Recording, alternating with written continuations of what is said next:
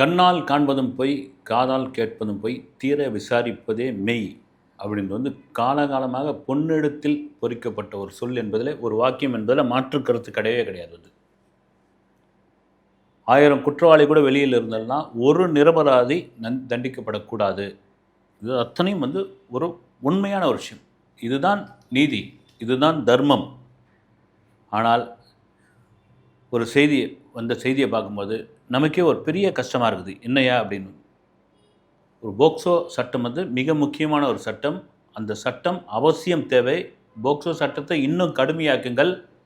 பெண்களுக்கு எதிரான, குழந்தைகளுக்கு எதிரான இந்த பாலியல் வன்கொடுமைகளை இந்த சட்டத்தின் மூலமாகத்தான் தண்டிக்கப்பட முடியும், தண்டிக்க வேண்டும். இந்த சட்டத்தை இன்னும் அதிகப்படியாக கொண்டு போய் அவங்களுக்கு வேறு விதமாக ரெண்டாவது அந்த நினைப்பே வரக்கூடாதுன்ற அளவுக்கு சட்டத்தை வலுப்படுத்துங்கன்னு ஒரு பக்கம் சொல்லிக்கிட்டு இருந்தால் கூட, இந்த போக்சோ சட்டத்தை தவறாக எப்படி பயன்படுத்தி இருக்கிறார்கள், அதில் ஒரு வாலிபர் எப்படி பாதிக்கப்பட்டுள்ளார் அப்படின்ற ஒரு விஷயம் பார்த்த பிறகு நமக்கே மனசு பதறதுங்க.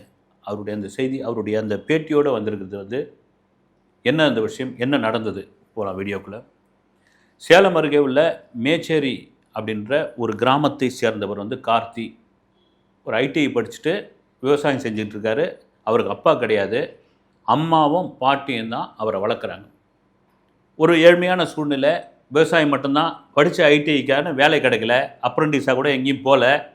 சரி, அப்ரெண்டிஸ் வர வரைக்கும், வேலை வர வரைக்கும் நமக்கு இருக்கிற ஒரு காக்காணி பூமியில் ஏதாவது ஒன்று நம்ம பயிர் வச்சுக்கிட்டு இருப்போம், நம்ம பாட்டுன்னு ஒரு வாழ்க்கை வாழ்ந்துட்டு இருப்போம். ஏன்னா நம்மளை வளர்த்தது 2 பெண்கள், அம்மாவும் பாட்டியும் வளர்த்த அவங்களுடைய வளர்ப்பு நம்ம அதுக்கு நம்ம கரெக்டாக ஒழுக்கமாக இருந்துக்கணும்னு அவர் பாட்டுன்னு அந்த வேலையில் இது பண்ணிக்கிட்டே இருக்கார்.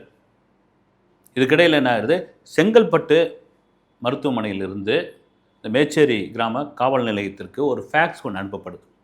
அந்த ஃபேக்ஸில் இருக்கிற செய்தி என்னென்னா, அந்த ஊடகத்தில் சொல்லியிருக்குது தான், இது மாதிரி ஒரு பிரசவத்திற்காக எங்கள் மருத்துவமனையில் ஒரு 17 வயது சிறுமி வந்தாங்க. இப்போ வயசு 17 அப்படின்பொழுது கல்யாணம் திருமணமாகலை.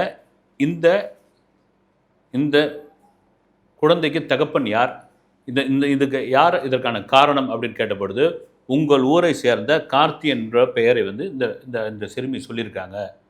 அவர் மீது நீங்கள் உரிய நடவடிக்கைலாம், இல்லைன்னா அவர் மீது நீங்கள் விசாரணையை தொடரலாம் அப்படின்னு அங்கேருந்து அனுப்புகிறாங்க.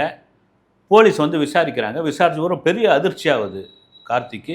இன்னும் பெரிய அதிர்ச்சி ஆகுது. என்னென்னா, அதாவது முதல்ல பெரிய அதிர்ச்சி, ஒருத்த மேலே திடீர்னு அம்மா ஒரு பொண்ணு ஹாஸ்பிட்டலில் சேர்ந்துருக்குது, அதுக்கு வயசு 17, அது குழந்தை பெற்றுக்குச்சு, அந்த குழந்தைக்கு தகப்பன் யாருன்னா நீ தான் சொல்லுது அப்படின்போது, ஏம்மா எனக்கு அது தெரியவே தெரியாத சாமி, நான் யாருன்னு தெரியாது, அந்த பொண்ணு யாருன்னு கருப்பா சிவப்பம்மா இதுவான்னு தெரியாது, என்ன நான் பாட்டு சும்மா கழனிக்காட்டில் வேலை செஞ்சிங்கன்னா என்ன எங்க இது மாதிரி கேட்குறீங்க அப்படின்னு. இல்லை வேற யாராவது கார்த்தி விசாரிக்க வந்து, ஏப்பா இதே கார்த்தி தான் உன் அங்க அடையாளத்தோடு சொல்லியிருக்குது அந்த பெண் அப்படின் பொழுது இவன் பெரு அதிர்ச்சியாகி, யாருங்க அந்த பெண் அந்த குழந்தை பெற்றுக்கின பெண் யார் அப்படின்னு கேட்கும்போது, இந்த கார்த்தியோடைய சொந்த தாய் மாமனுடைய பெண். எவ்வளோ பெரிய ஒரு இதுவாக இருக்கும். அவங்க அம்மாவுக்கும் பாட்டியும் பெரிய அதிர்ச்சி ஆகிறது. அதன் பிறகு போலீஸ் விசாரணை நடக்கிறது. விசாரணையில் அந்த பெண்ணு உறுதியாக, என் மாமன் தான் இதுக்கு காரணம், அவன் குழந்தை தான் இது, நாங்கள் 2 பேரும் தான் சேர்ந்து இருந்தோம் அப்படின்போது, கார்த்தியால் ஒன்றுமே எவ்வளோ சொல்லி பார்த்தோம் கேட்கல. அவங்க என்ன பண்ணுறாங்க, மாமன் பொண்ணு தானே இது, இந்த வேலையெல்லாம் பண்ணிவிட்டு இந்த பொண்ணை கட்டி விடலான்னு பார்க்குறேன் நீ அப்படின்னு, கல்யாணம் பண்ணிக்கோ, 1 மாதம் டைம் அப்படின்றாங்க. இதில் உறுதியாக இருக்க, செய்யாத தப்புக்கு யாருங்க, எவனோ தப்பு பண்ணியிருக்கிறான், என் மேலே எங்கே பழிய போகிறீங்க, அந்த பொண்ணு பழியை போடுது அப்படின்னா அதை கேட்கல, ஒத்துக்கல. இங்கே தான் தீர விசாரிப்பது மெய் அப்படின்ற ஒரு விஷயம் வருது.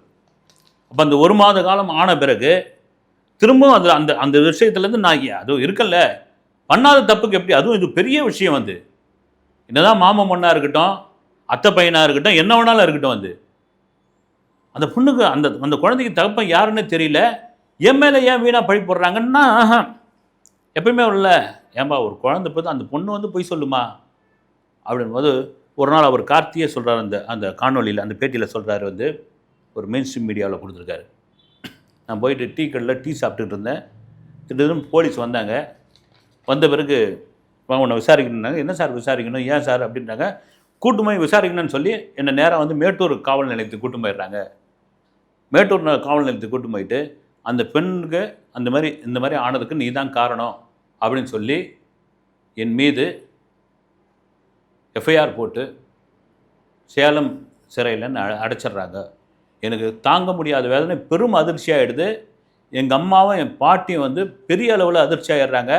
நான் மறுபடியும் சொல்கிறேன், செய்யலை சார் நான் குற்றம். ஒரே ஒரு விஷயத்தை மட்டும் சொல்கிறேன், நான் ஒரு டிஎன்ஏ டெஸ்ட் வைங்க. அந்த டிஎன்ஏ டெஸ்ட்டில் உண்மையாகவே ஒத்து போயிடுச்சு, அந்த டிஎன்ஏ டெஸ்ட்டு வந்து இவர் தான் காரணம், ரிசல்ட் வந்துடுச்சுன்னா நான் கண்ணை முடிக்கணும், நீங்கள் என்ன தண்டனை கொடுத்தாலும் சரி, அது உச்சபட்ச தண்டனை எதுவாக இருந்தாலும் சரி நான் ஏற்றுக்கிறேன் போது அதெல்லாம் செவிசாய்க்கவே இல்லை. இதுக்கிடையில் ஒரு பெரிய அந்த குடும்பத்துக்கு வந்து மேச்சேரி கிராமத்தில் இருக்கிற அந்த தாய்க்கும் அந்த பாட்டிக்கும் பெரிய அவமானமாக மாறுகிறது. என்னதான் உறவுக்கார பெண்ணாக இருந்தாலும் என்ன வேலை பார்த்துக்கிறான் பாரியாமல் பார்த்துவிட்டு நான் இல்லைன்னு வேறு சாதிக்கிறான். எவ்வளோ பெரிய ஆளாக இருப்பான் பாரு. இந்த பொம்பளைங்க 2 பேரும் இதுக்காக தான் வளர்த்தாங்களா இவங்கள?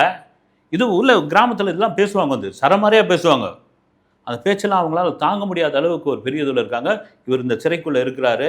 போக்சோ சட்டத்தில் மிக கடுமையான சட்டம் இருக்கார். அந்த சமயத்தில் 2 பேர் வந்து உதவி பண்ணுகிறார்கள், அவருக்கு வேண்டப்பட்டவர்கள். இப்போ சொந்த ஜாமீனில் வெளியே வா கார்த்தி அப்படின்றாங்க. அவரே சொல்கிறார் வந்து, இல்லை நான் சொந்த ஜாமீனில் வெளியே வர மாட்டேன், ஏன்னா நான் குற்றமே பண்ணலை, நான் சிறைக்குள்ளே இருக்கிறேன், இருந்து நான் குற்றம் இல்லாதவன்னு நான் நிரூபிச்சுட்டு வெளியே வரேன்றாரு. என்னையா பைத்தியக்காரத்தனமாக இப்படி பண்ணிகிட்டு இருக்க, நீ ஜாமீனில் தான் கொடுக்குறேன்றாங்களே. ஜாமீன் கொடுத்தா என்னென்னா வெளியே ஊர் அங்கே வந்தால் என்னை வந்து யாரும் மதிக்க மாட்டாங்க, என்ன இன்னும் கேவலமாக பேசுவாங்க. ஏன்னா நான் தகப்பம் இல்லாத வளர்ந்தவன், நான் இன்னும் 2 பெண்கள் வளர்த்துருக்காங்க என்னை வந்து, நான் சரியான வளர்ப்புன்னு இந்த ஊரார் சொல்லணும். அதை நான் வந்து ஜாமீன் வாங்கின்னு தான் வந்து நாங்கள் வந்து அவமானப்படுத்த விட நான் சிறைக்குள்ளே இருக்கிறேன், என்னால் வெளியே வர முடியும் அப்படின்னு அந்த கடுமையான மன போராட்டம் எப்படி இருக்கும் பாருங்க. வந்து நீங்கள் ஒன்றுமே இல்லை, அது செய்யாத தப்புக்கு யாராவது ஒருத்தர் பழி சொல்லும்போது அந்த மனசு என்ன ஆகிடும், வந்து நீ இதை திருடிட்டப்பா, நீ இந்த பொண்ணை வந்து அடிச்சிட்ட, நீ இவனை வந்து காலவாரி விட்ட, நீ இவனுக்கு துரோகம் பண்ணிட்ட, எதுவுமே பண்ணாத ஒரு வார்த்தையாக சொல்லும் பொழுது அன்றைக்கி பூரா தூக்கமே வராது ஒருத்தனுக்கு வந்து. ஆனால் ஒருத்தனை எடுத்து போய் சிறைச்சாலையிலே அடைச்சிட்டாங்க அப்படின்பொழுது அவனுடைய மனநிலை எப்படி இருக்கும்? அதுவும் ஒரு பெண்ணிற்கு, ஒரு பெண்ணை ஏமாற்றி குழந்தையை கொடுத்துட்ட, குழந்தையை பிறந்துடுச்சு, அதுக்கு இவன் தான் காரணம் தான், ஆனால் ஒத்துக்க மாட்டேன்றான் அப்படின்ற ஒரு சொல் எப்படியாப்பட்ட சொல் வந்து. அதுவும் அந்த சட்டம் வந்து மிக கடுமையான ஒரு சட்டம் அது. அப்படி இருக்கும்போது நான் இதை வந்து எதிர்கொள்கிறேன்ட்டு இந்த வழக்கு வந்து, இந்த போக்சோ வழக்கு அந்த நீதிமன்றத்தில் நடந்துக்கிட்டே இருக்குது. அதுக்கிடையில் அந்த குடும்பம் எவ்வளோ பாடுபட்டிருக்கும், அந்த கார்த்தியுடைய அந்த தாயாரும் அந்த பாட்டியும் எவ்வளோ பாடுபட்டுருக்கும். இந்த ஊரார் வந்து இந்த வாயில் பல்லு போட்டு பேசுறது, அது மாதிரி பல்லு போட்டு என்னென்ன பேச்சு பேசியிருப்பாங்க. இவர் சிறைக்குள்ளே அந்த இது கடந்துக்கிட்டு இருக்கார், இந்த வழக்கு நடந்துக்கிட்டு இருக்கு. ஒரு வழியாக அந்த வழக்கினுடைய விசாரணை ஒரு கட்டத்துக்கு வந்தப்போ, சரி டிஎன்ஏ டெஸ்ட் எடுத்துருவோம் பாருங்கள், அது ஒரு வாரத்தில் எடுக்க வேண்டியது, இல்லைன்னா 10 நாளில் எடுக்க வேண்டியது. ஆனால் என்ன சார் இவ்வளோ காலம் எடுத்துக்கிட்டு போகுதுன்னா, அவ்வளோ வழக்குகள் இருக்குன்னா என்னன்னு தெரியல. வந்து நான் இந்த நியூஸாக பார்க்கும்போது தான் தெரிய வருது, இவ்வளோ காலம் ஏன் எடுத்ததுன்னு தெரியல. அந்த நபர் சொல்கிறார். அதன் பிறகு ஒரு வழியாக வந்து சரி எடுக்கலாம்னு அப்படி எடுக்கிறாங்க.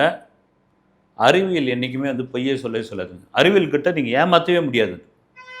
ஆனால் தான் பார்த்தீங்கன்னா அறிவியல் கிட்ட போயிடுச்சுன்னா அதுக்கப்புறம் வந்து நிஜமாக தப்பான்னு தெரிஞ்சு போயிடும். ஒருவேளை 0.00% வந்து அறிவியல் தப்பு பண்ணலாம், மேபி அதுக்கான வாய்ப்பே கிடையாது.